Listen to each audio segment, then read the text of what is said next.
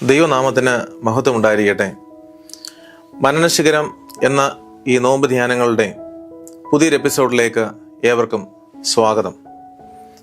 വീണ്ടും ഒരു വലിയ നോമ്പ് കാലത്തിലേക്ക് നാം എല്ലാവരും പ്രവേശിച്ചിരിക്കുകയാണല്ലോ. പ്രാർത്ഥനയുടെയും പരിത്യാഗത്തിൻ്റെയും പ്രായശ്ചിത്തത്തിൻ്റെയും ഒക്കെ നാളുകളായി ഈ നാളുകൾ മാറ്റപ്പെടട്ടെ എന്ന് പ്രാർത്ഥിക്കുകയും ആശംസിക്കുകയും ചെയ്യുന്നു. ഇന്നത്തെ നമ്മുടെ ഒരുമിച്ചുള്ള ചിന്തയ്ക്കും ധ്യാനത്തിനുമായിട്ട് വിശുദ്ധ മത്തായി എഴുതിയ സുവിശേഷം 5-ാമത്തെ അധ്യായം അതിൻ്റെ 38 മുതൽ 48 വരെയുള്ള ഭാഗങ്ങളിൽ നിന്ന് ധ്യാനിക്കുവാനായിട്ട് ഒരുങ്ങുകയാണ്. നമുക്ക് ഏവർക്കും വളരെ പരിചിതമായ ഒരു ഭാഗമാണ് മത്തായിയുടെ സുവിശേഷം 5-ാമത്തെ അധ്യായം 38 മുതൽ 48 വരെയുള്ള വാക്യങ്ങൾ. ഗിരിപ്രഭാഷണത്തിലെ ഏറ്റവും പ്രാധാന്യമർഹിക്കുന്ന പഠിപ്പിക്കലുകളിൽ ചിലതാണ് നമുക്കിവിടെ കാണുവാനായിട്ട് സാധിക്കുന്നത്. ധാർമ്മിക മൂല്യങ്ങളിൽ അധിഷ്ഠിതമായ ഒരു ക്രിസ്തീയ ജീവിതത്തെക്കുറിച്ചാണ് ഈ ഭാഗം നമുക്ക് മുൻപിൽ വെളിവാക്കി തരുന്നത്. A Christian life based on certain moral values എന്നുള്ളതാണ്. 2 ചിന്തകൾ ഈ ഭാഗത്ത് നിന്ന് പറഞ്ഞ് ഈ ധ്യാനം അവസാനിപ്പിക്കട്ടെ. ഒന്ന്, ക്രിസ്തീയ ജീവിതം അത് ആത്മീയ അച്ചടക്കത്തിൻ്റെതാണ്. Christian life it's a life of spiritual discipline എന്നുള്ളതാണ്. 38 മുതൽ 42 വരെയുള്ള വാക്യങ്ങളാണ് അതിനാധാരമായിട്ടുള്ളത്. ക്രിസ്തീയ ജീവിതത്തിന്റെ അച്ചടക്കം അത് 2 തരത്തിലാണ്. ഒന്ന് എന്ന് പറയുന്നത് adopting intentional practices that foster spiritual growth എന്നുള്ളതാണ്. ആത്മീയ വളർച്ചയെ പരിപോഷിപ്പിക്കുന്ന ചില ശീലങ്ങൾ നമുക്കുണ്ടായി തീരുക എന്നുള്ളതാണ്. എന്താണ് നമ്മുടെ ആത്മീയതയെ പരിപോഷിപ്പിക്കുന്ന ശീലങ്ങൾ? അത് പ്രിയപ്പെട്ടവരെ പ്രാർത്ഥനയുടേതാണ്, അത് ഉപവാസത്തിൻ്റെതാണ്, അത് വചനധ്യാനത്തിൻ്റെയും വേദപഠനത്തിൻ്റെയും, അത് മറ്റുള്ളവർക്ക് ദാനധർമ്മങ്ങൾ ചെയ്യുന്നതിലൂടെയും, അത് നമ്മുടെ ജീവിതത്തിൻ്റെ ആത്മീയ വളർച്ചയെ പരിപോഷിപ്പിക്കുന്നതിന് ഇടയാക്കി തീർക്കുന്ന സംഗതികളാണ്.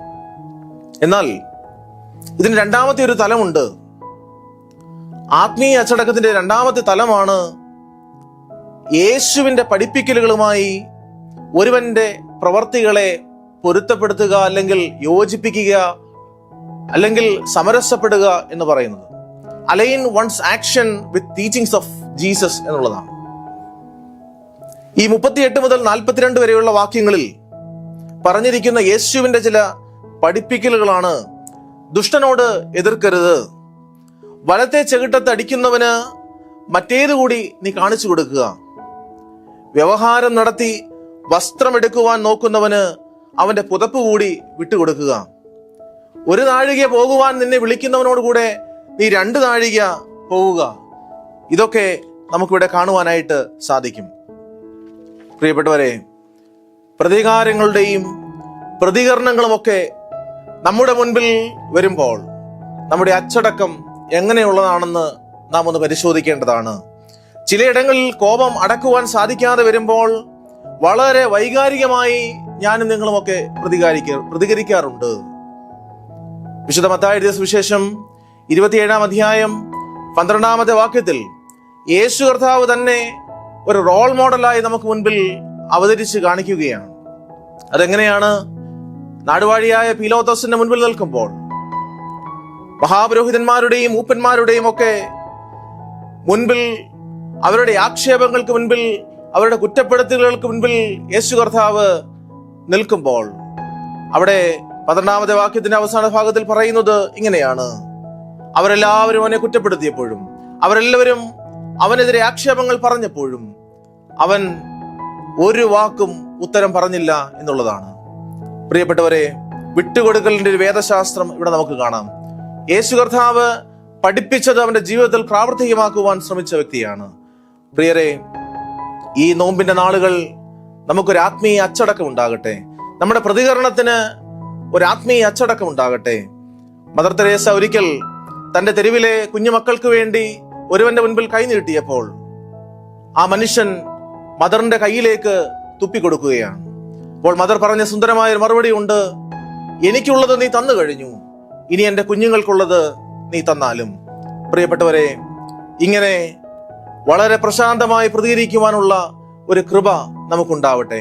ഈ നോമ്പിന്റെ കാലങ്ങളിൽ നമ്മുടെ ജീവിതങ്ങളിൽ അത്തരത്തിലുള്ള പ്രശാന്തമായ പ്രതികരണങ്ങൾ ഉണ്ടാകുവാൻ ഇടയായി തീരട്ടെ. രണ്ടാമതായി ഒരു കാര്യം കൂടി പറഞ്ഞ് അവസാനിപ്പിക്കട്ടെ. ക്രിസ്തീയ ജീവിതം എന്ന് പറയുന്നത് അത് ആത്മീയ സ്നേഹത്തിൻ്റെതാണ്. Christian life it's a life of spiritual love എന്നുള്ളതാണ്. 43 മുതൽ 48 വരെയുള്ള വാക്യങ്ങളിൽ ഇത് നമുക്ക് വളരെ വ്യക്തമായി കാണുവാനായിട്ട് സാധിക്കും. ഇവിടെ പറയുന്നത് നിങ്ങളുടെ ശത്രുക്കളെ സ്നേഹിക്കണം, ഉപദ്രവിക്കുന്നവരോട് നിങ്ങൾ ക്ഷമിക്കണം എന്നുള്ളതാണ്. ഇന്ന് സത്യത്തെ വല്ലാതെ വളച്ചൊടിച്ച് വിവാദങ്ങൾ ഉണ്ടാക്കുന്നവരും സോഷ്യൽ മീഡിയയിൽ ആക്ഷേപങ്ങൾ പറയുന്നവരൊക്കെ കൂടി വരികയാണ്. അങ്ങനെയുള്ള ഒരു കാലത്തിൽ നാം ജീവിക്കുമ്പോൾ നമ്മുടെ ആത്മീയ സ്നേഹം എവിടെ നിൽക്കുന്നു എന്ന് ഒന്ന് പരിശോധിക്കേണ്ടത് വളരെ ആവശ്യമാണ്. എന്താണ് ഈ ആത്മീയ സ്നേഹം എന്ന് നമുക്കൊന്ന് പരിശോധിക്കാം. ആത്മീയ സ്നേഹം it encourages the spiritual growth, the healing and the enlightenment of wands life. ഒരുവന്റെ ജീവിതത്തിന്റെ ആത്മീയ വളർച്ചയെയും സൗഖ്യത്തിന്റെ അനുഭവങ്ങളെയും പരിജ്ഞാനത്തിന്റെ അനുഭവത്തിലേക്ക് നയിക്കുന്നതാണ് ഈ ആത്മീയ സ്നേഹം എന്ന് പറയുന്നത്. പ്രിയപ്പെട്ടവരെ, it teaches that love is not just about of emotions but about service, understandings and deep connection.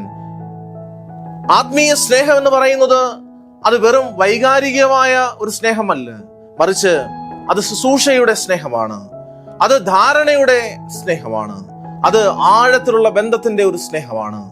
പ്രിയപ്പെട്ടവരെ, ഇന്ന് നമുക്ക് വല്ലാതെ ഈ സ്നേഹത്തിന്റെ അളവുകോലുകൾ വല്ലാതെ കുറഞ്ഞു പോകുന്ന ഒരു കാലത്തിൽ ഞാൻ നിങ്ങൾ ജീവിക്കുമ്പോൾ ഇന്നത്തെ സ്നേഹത്തിന് ആഴത്തിലുള്ള ബന്ധങ്ങളില്ല എന്നുള്ളതാണ്.